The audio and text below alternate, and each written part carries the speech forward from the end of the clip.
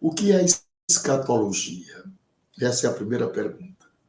O que é escatologia bíblica? É o estudo de eventos que estão para acontecer segundo as Escrituras. Então, escatologia bíblica não é nada mais, nada menos do que o estudo de eventos que estão para acontecer segundo as Escrituras. Segundo as Escrituras. Eventos esses integrantes do plano divino e eterno dos séculos. E eterno dos séculos. Qual é a derivação do termo escatologia? Estamos perguntando e respondendo. Qual é a derivação do termo escatologia? Aleluia. O termo escatologia deriva do grego escatos, último, e logia, que é um tratado, é um estudo de um conjunto de ideias sobre o fim. Terceiro, cite duas coisas que resultam em dúvidas e confusões e interpretações absurdas em escatologias bíblicas. Cite duas causas que resultam em dúvidas e confusões e interpretações absurdas de escatologia bíblica. Primeiro, falta de afinidade da pessoa que ensina a escatologia com o Espírito Santo e conhecimento bíblico desordenado. São essas duas coisas que vulgariza esta importante matéria teológica. Primeiro, falta de afinidade da pessoa com o Espírito Santo. Segundo, conhecimento bíblico desordenado. Isso leva as pessoas a trazerem interpretações completamente antagônicas à realidade. Quarta pergunta. Cite 3 doutrinas escatológicas. Eu mesmo faço a pergunta e eu mesmo respondo. Cite 3 doutrinas escatológicas. Doutrinas da vinda de Jesus, doutrina do milênio e doutrina do perfeito e eterno estado. Do perfeito estado eterno. São doutrinas relacionadas com a escatologia. Quinta pergunta. Por que Israel será julgado durante a grande tribulação? Eu faço a pergunta e respondo. Por que Israel será julgado durante a grande tribulação? Resposta. Primeiro, porque rejeitou o Pai. Porque rejeitou Deus. 1 Samuel, capítulo 8 e versículo 7. Segundo, porque rejeitou o Filho, Jesus Cristo. Evangelho de Lucas, capítulo 23, verso 18. Terceira razão. Israel será julgado na grande tribulação. Terceira razão. Porque rejeitou o Espírito Santo. Atos, capítulo 7, versículo 51. Essas são as 3 razões pelas quais Israel será julgado durante o período dramático da grande tribulação. Sexta pergunta escatológica. Qual será o resultado do juízo de Israel durante a grande tribulação? Qual será o resultado do juízo de Israel durante a grande tribulação? Resposta. O remanescente se arrependerá, aceitando Jesus como seu Messias, conforme nos escreveu Zacarias, No capítulo 12, versículo 10, e no capítulo 13, versículos 8 e 9. Esse remanescente, ele constituirá o núcleo dos filhos de Abraão. Eles constituirá o núcleo dos filhos de Abraão, que ingressarão no milênio com seus corpos mortais, iniciando o reino milenar do Messias. Nós sabemos que no milênio haverá dois tipos de povos, né? Os glorificados e os ainda não glorificados. Sétima pergunta. Como é chamado o juízo dos ímpios falecidos? Como é chamado o juízo dos ímpios falecidos? Juízo final e juízo do grande trono branco, conforme Apocalipse capítulo 20, versículo de 11 até o versículo 15. Oitava pergunta escatológica. Quais são os sinais concernente à volta de Jesus? Quais são os sinais concernente à volta de Jesus? Eu faço a pergunta e eu mesmo respondo. A ciência se multiplicará. Daniel 12, verso 4. O derramamento do Espírito Santo nos dias atuais. Atos capítulo 2, verso 17. Joel capítulo 2 e versículo número 28. A juventude sem lei, o desfreamento para o pecado da humanidade. 2 Timóteo capítulo 3, verso 1 e 2. E a projeção internacional de Israel. A projeção internacional de Israel. Salmo 102, verso 16. Lucas, capítulo 21, versículos 29 e 30. Nona pergunta escatológica. Cite as duas fases da vinda de Jesus. O arrebatamento da igreja, que concerne somente a igreja, conforme está escrito em 1 aos Tessalonicenses, capítulo 4, versículo 16 e 17. E a revelação ou manifestação pessoal dele, que concerne a Israel e as nações sobreviventes naquela ocasião, conforme nos escreveu Zacarias, capítulo 12, verso 9, e no capítulo 14, versículo 16. Décima pergunta escatológica.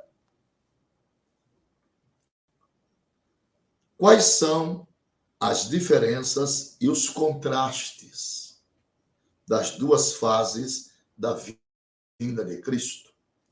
A pergunta é essa.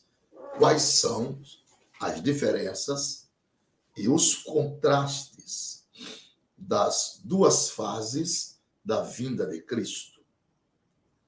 Primeiro, no arrebatamento haverá segredos, conforme Mateus 24, versículo 36 a 43.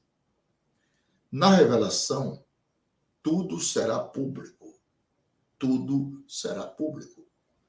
Conforme Apocalipse 1, verso 7 e Judas, versículo 14. No arrebatamento, o Senhor virá dos ares. 1 Tessalonicenses 4, 17. Na revelação, ele virá sobre o Monte das Oliveiras.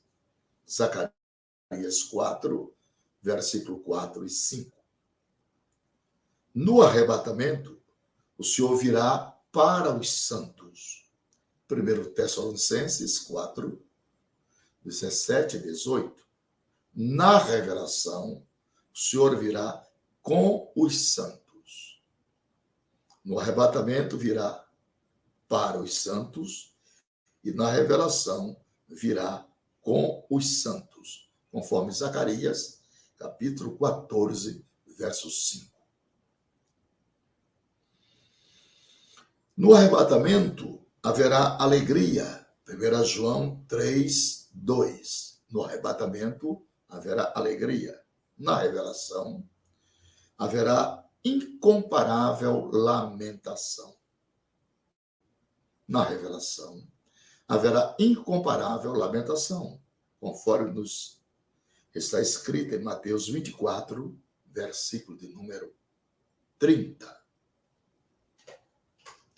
11ª pergunta. Estamos fazendo uma live sobre perguntas e respostas escatológicas. 11ª pergunta. Muita gente vai tirar as suas dúvidas.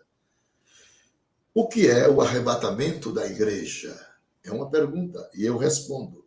Do grego harpazo, do latim rápido, que significa retirada brusca, sobrenatural, inesperada da igreja deste mundo, culminando no encontro com Jesus nos ares, culminando com o encontro da igreja com o Senhor Jesus nos ares, conforme está escrito em 1 Tessalonicenses 4, 16 e 17. 12ª pergunta escatológica. Como se dará o arrebatamento da igreja? Como se dará o arrebatamento da igreja? No céu, ouvir-se-á o brado de Jesus, a voz do arcanjo e toque de trombeta. Levítico 23, 24, 1 Tessalonicenses 4, 16. Nos ares, Jesus descerá até as nuvens. 1 Tessalonicenses 4, e versículo de número 16 e 17. Na terra dar-se-á a ressurreição dos mortos, justos, obviamente, e a transformação dos justos que estiverem vivos. Conforme está escrito, Romanos capítulo 8, verso 23, 1 Tessalonicenses capítulo 4, versículo 16 e 17. Tudo será em segredo e tudo será repentino. 13ª pergunta escatológica. 13ª pergunta escatológica. O que acontecerá com a igreja após o arrebatamento? O que acontecerá com a igreja após o arrebatamento? Resposta. Após o arrebatamento, a igreja encontrará o Senhor nos ares e estará para sempre e eternamente com o Senhor. Haverá nos ares o tribunal de Cristo, conforme nos escreve Paulo na sua segunda carta aos Coríntios, capítulo 5 e versículo 10. E isto é para efeito de galardão, conforme Apocalipse 19, versos 7 e 8. E as bodas do Cordeiro, conforme Lucas 22, 16 a 30, Apocalipse 19, verso de 7 a 9. Então, o que acontecerá com a igreja após o arrebatamento? Duas coisas muito importantes. O tribunal de Cristo e as bodas do Cordeiro. 14ª pergunta escatológica. O que é a grande tribulação? No latim, tribulatione, contrariedade, período de aflição e de angústia. Período de aflição e de angústia. E essas angústias incomuns, que terá início após o arrebatamento da igreja. A grande tribulação terá a duração de 7 anos. Nos 3 anos e meio iniciais, o anticristo estabelecerá o seu reinado absoluto e ele será aceito pelos judeus como seu Messias e como Salvador pelos gentios. No final deste período, ele romperá o pacto com os judeus e começará a persegui-los. A grande tribulação, meus irmãos, recebe ainda os seguintes nomes: Dia do Senhor, Dia da ira de Deus, Dia de angústia de Jacó, Dia de aflição. No Apocalipse, a grande tribulação vai do capítulo 6 até o capítulo 19. Até o capítulo 19. 15ª pergunta. Se você estiver anotando aí, meus parabéns. Agora vai ser a 15ª pergunta. Quando terá início a grande tribulação? Imediatamente após o arrebatamento da igreja. 16ª pergunta. O que acontecerá na terra durante a grande tribulação? A apostasia total entre os homens. São Lucas, capítulo 18, verso 8, 2 Tessalonicenses, capítulo 2, verso 3. Retorno pleno dos judeus à sua terra. Oséias, capítulo 3, verso 5. Malaquias, capítulo de número... Deixa eu ver aqui. Malaquias... Deixa eu ver aqui. O que acontecerá na terra durante a grande tribulação? Retorno pleno dos judeus à sua terra, né? E Mateus, capítulo 24, verso 9. A reconstrução do templo.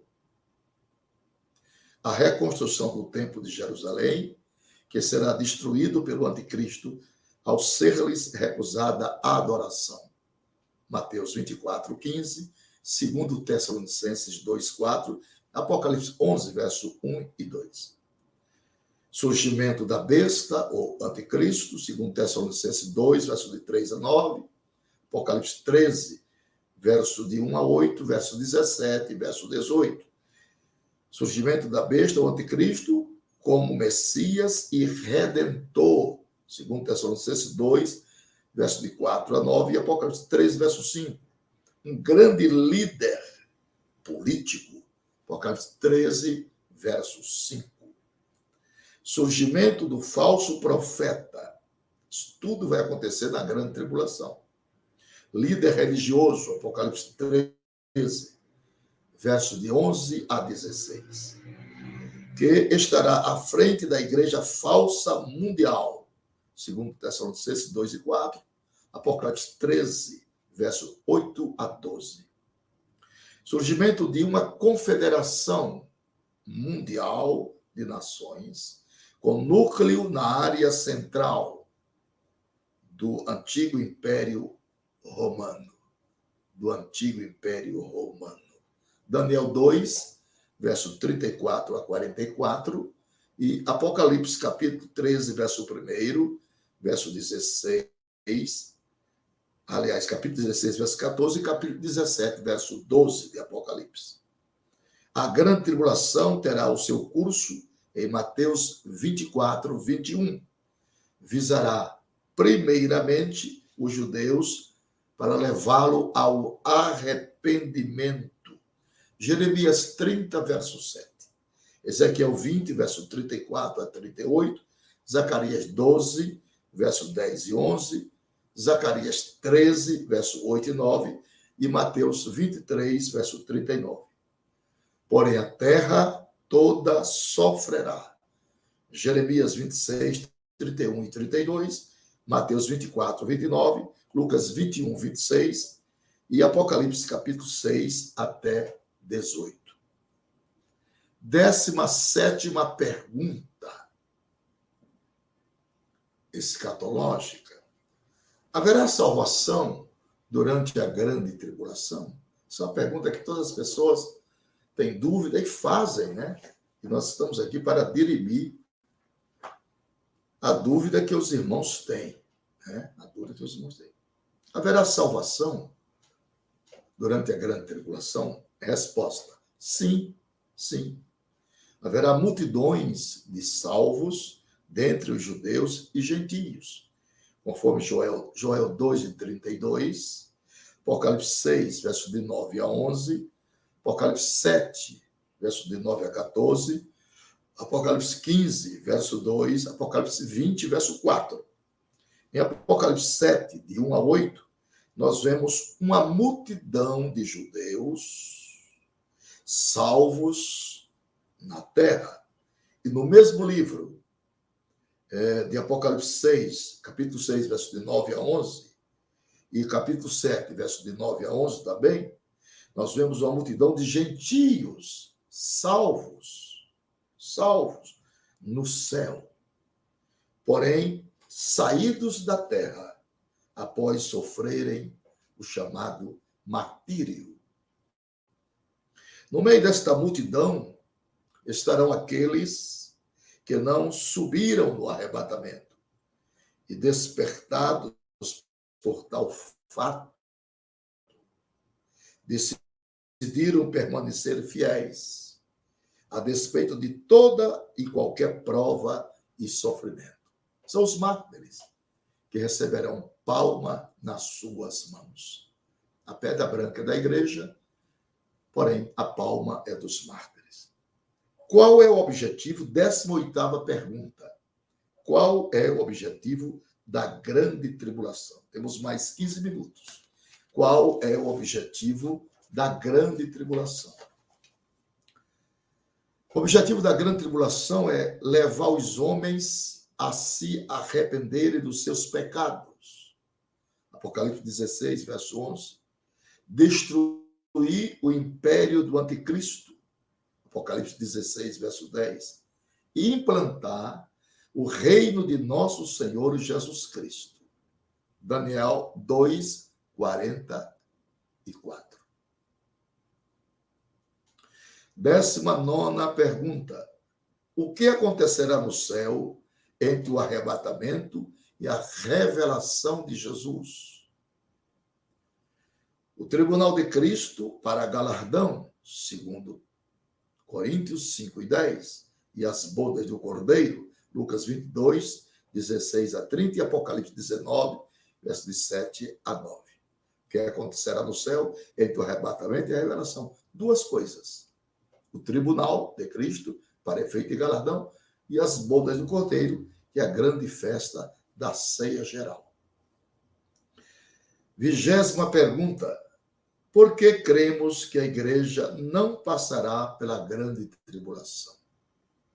Nós, a igreja, seremos arrebatados antes da grande tribulação. Apocalipse 3, verso 10. Conforme a preciosa promessa de Cristo. Lucas 21, 34 ao 36.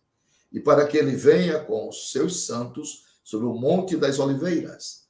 Zacarias 14, verso 4 e 5. E ele virá em glória. É necessário que primeiro os tome para si. Para que ele venha em glória com a igreja, com os santos, é necessário que primeiro ele arrebate os santos para si. Está compreendido, não é? Porque cremos no pré-tribulacionismo.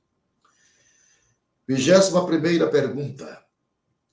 Quando começarão as 70 semanas de Daniel? É uma pergunta que as pessoas fazem. Essa é a 21ª pergunta. Em 445 a.C., no mês de Nisan, que é o mês de abril, no reinado do rei Artaxerxes, ou Xerxes, quando saiu a ordem para reedificar Jerusalém. Neemias 2, verso 5, está a resposta. 22ª pergunta. O que se entende por uma semana? Daniel 9, 24 a 27. Em Daniel 9, 24 a 27, uma semana significa um período de 7 anos, correspondente ao período da grande tribulação. Versículo 27. 23ª pergunta. 23ª pergunta. Estamos fazendo perguntas e respostas escatológicas. A 70ª semana já se cumpriu? A 70ª semana profética de Daniel já se cumpriu? Não. Restam ainda 7 anos para completar os 490 anos, que são 70 semanas. Esta semana se iniciará logo após o arrebatamento da igreja. Esta semana se iniciará logo após o arrebatamento da igreja. Segundo Tessalonicenses, capítulo 4, 16 e 17. 24ª pergunta. Como devemos encarar os sinais da volta de Cristo? Como devemos encarar os sinais da volta de Cristo?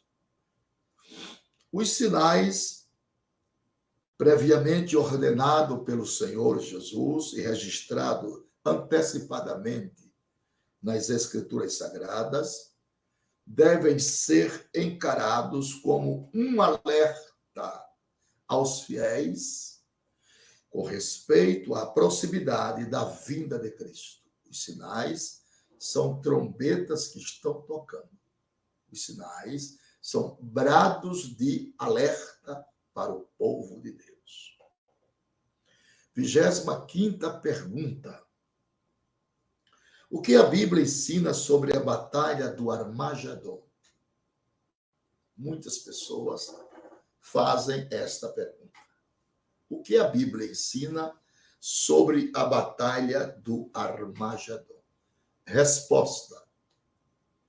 Será uma batalha travada no final da grande tribulação, onde Satanás e seus demônios reunirão muitas nações com a intenção de destruir o povo de Deus, de destruir Israel. Apocalipse 19, versículo 19 ao 21. Jerusalém será o principal alvo, será tomada de forma perversa, e quando não houver mais esperança de salvação para os judeus, aí eles clamarão a Deus. Eles vão clamar pelo Messias. Conforme Isaías 64, versículo de 1 ao 12. E neste momento, Jesus virá com os seus santos. Apocalipse 1, verso 7. E intervirá de modo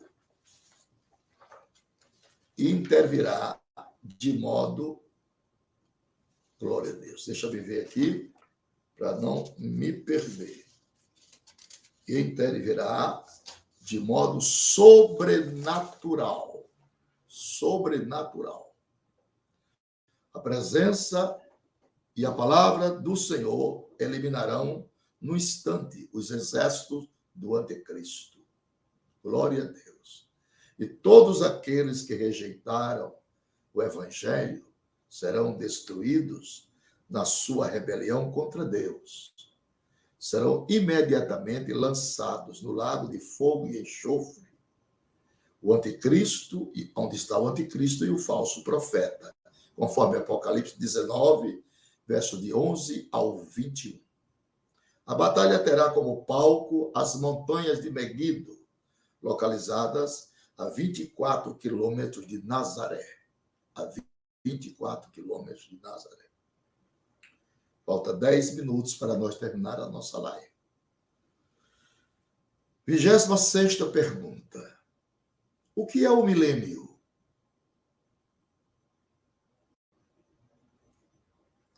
O que é o milênio? O milênio será o glorioso reinado de Cristo na terra por 1000 anos, prevalecendo duas coisas: a justiça e a paz.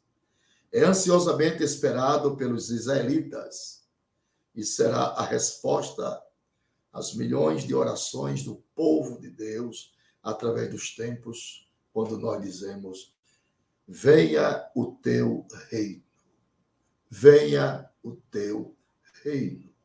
Mateus 19, verso 27 e 28, Atos capítulo 1, versos 6 e 7. Será um reino único e universal, pois Satanás estará aprisionado no abismo durante 1000 anos. Apocalipse 20, verso de 1 a 3. E toda a oposição a Deus será neutralizada. 1 Coríntios 15, 24 ao 28. E o pecado não será tolerado. Israel será a cabeça das nações e Jerusalém, a capital do mundo, conforme livro do profeta Isaías, capítulo 2, verso de 2 ao verso 4, Isaías ainda, 60, verso 3, Jeremias, capítulo 3, verso 17, e Zacarias 8, 22 e 23. Glória ao nome de Jesus. Haverá pleno derramamento do Espírito Santo. Isaías 32, 15, Ezequiel 36, 27, e Zacarias 12, verso 10. O Egito será temente a Deus e se unirá com Israel. Isaías 19, verso 21 ao 25. A vida humana será prolongada no milênio, como no princípio.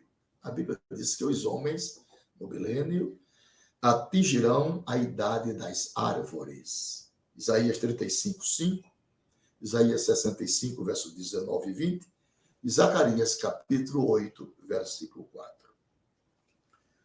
27ª pergunta. 27ª pergunta. Sobre as duas testemunhas, é na sequência, viu, irmão Guilherme? É na sequência, lá na frente mais. Talvez hoje não dê para responder, porque nós estamos aqui com 90 perguntas e respostas. Estamos agora na 27ª pergunta. Quando será o milênio? O milênio só será estabelecido depois da grande tribulação, com a volta de Jesus Cristo, em glória, em glória. Apocalipse 20, verso de 4 a 6. 28ª pergunta, escatológica. Para quem será o milênio? O milênio é inteiramente para os judeus, ainda que todas as demais nações gozem dos benefícios do reino milenar. Haverá dois grupos de povos distintos no milênio. Número 1, os crentes glorificados, que consiste dos salvos do Antigo Testamento e do Novo Testamento, a igreja, e os oriundos da grande tribulação. Seus corpos ressurretos não serão limitados pelas coisas físicas, como os mortais. Nossos corpos serão apropriados para estarmos na terra e no céu. Quer dizer, desaparece a lei da física para nós. Glória a Deus. Os povos naturais em estado físico normal, vivendo na terra, a saber, os judeus salvos, saídos da grande tribulação, e os gentios poupados no julgamento das nações, e o povo nascido durante o milênio. Lembre que quando Jesus ressuscitou, ficou na terra 40 dias ainda, em corpo glorificado. Aparecia e desaparecia, porque não estava mais sujeito às leis da física. 29ª pergunta. Falta 5 minutos para nós terminar, concluir a nossa live. 29ª pergunta. Como e onde estará a igreja no milênio? A pergunta é essa: como e onde estará a igreja do Senhor no milênio? Resposta: glorificada com Cristo na Jerusalém celestial. Aleluia. Glorificada com Cristo na Jerusalém celestial. No milênio, haverá dois estados distintos. Um, o dos crentes glorificado no esplendor da glória de Cristo, habitando na cidade celestial, e seus corpos não estarão sujeitos às leis físicas. O outro é o estado dos vivos, que habitarão na Jerusalém terrestre. Paulo diz: há corpos celestes e há corpos terrestres. 1 Coríntios 15, verso 40. Assim, cada um no seu próprio corpo, Deus nos revestirá com a habitação dos céus. 2 Coríntios, capítulo 5, versículo 2. Vamos para a última pergunta, que é a 30ª pergunta. Vamos deixar 60 perguntas com resposta para outras lives. Vamos para a 30ª pergunta. Vamos dividir estas 90 perguntas e respostas em 3 lives. Vamos para a última agora. 30ª pergunta. Descreva as bênçãos e perfeições do eterno e perfeito estado. No fim do milênio, Satanás e seus anjos serão julgados pelos santos glorificados. 1 Coríntios, capítulo 6, verso 2 e 3. Sois, pois, indignos de julgar as coisas mínimas, pois quanto a ti julgarás os próprios anjos. A terra passará por um grande estrondo, como nos afirma Pedro, segundo Pedro 3 e 10. Então, uma nova era será estabelecida, com novos céus e uma nova terra, onde habitará a justiça. Isaías capítulo 65, verso 17, segundo Pedro 3 e 13, Apocalipse 21, verso 1. À medida que a eternidade for passando, conheceremos mais e mais da sabedoria e do poder insondáveis de Deus. As infinitas belezas celestiais e reveladas começarão a ser conhecidas. Mas, como está escrito, nem olho viram, nem ouvidos ouviram, nem jamais penetrou em coração humano o que Deus tem preparado para aqueles que o amam. 1 Coríntios 2 e 9. Os maravilhosos e profundos mistérios de Deus começarão a ser conhecidos. Como são insondáveis as riquezas de Cristo. Efésios 3, verso 8. Deus será então tudo em todos, conforme está escrito em 1 Coríntios, capítulo 15, versículo 28. E para sempre continuará o eterno e perfeito estado. Deus a todos abençoe. Muitíssimo obrigado por vossa presteza em nos ouvir. Ficamos na 30ª pergunta. Vamos deixar mais 60 perguntas para mais 2 lives. Quer dizer, pergunta com as devidas respostas. Quero agradecer a todos vocês, irmão Eurico.